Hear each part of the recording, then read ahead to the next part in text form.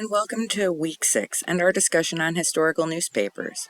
I grew up in a small town in upstate New York called Endicott, so I decided that for this week's research through ProQuest's historical newspaper database, I would write from the perspective of the local historical society for Endicott, New York.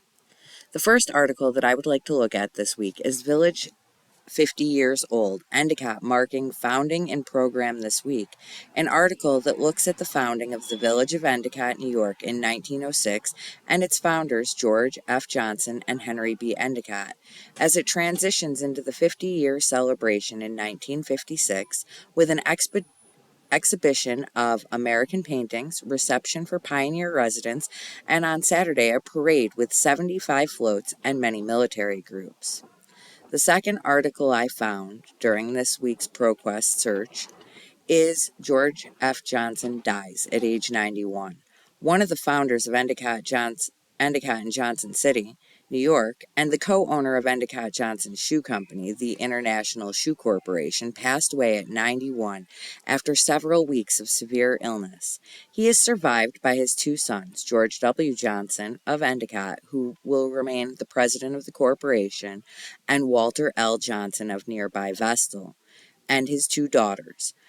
His son, George W. Johnson, was also the founder of the elementary school that I attended as a child. During Endicott Johnson Shoe Company's development of Endicott and Johnson City, New York, they did a lot of philanthropic work through their great time during their business, especially during the peak of industry. So the third article I want to look at today is from 1925. Endicott Johnson Shoe Company plays Santa Claus in factory towns. Every child in the village of Johnson City and Endicott will receive a pair of shoes as a Christmas present from George F. Johnson, and he would be Santa, giving away 6,100 pairs of shoes. George F. Johnson also made gifts of shoes to the police departments in Binghamton, Johnson City, and Endicott, providing for the growing community that was founded under his and Henry B. Endicott's care and development for the development of their international shoe company that would remain the backbone of the community for many years.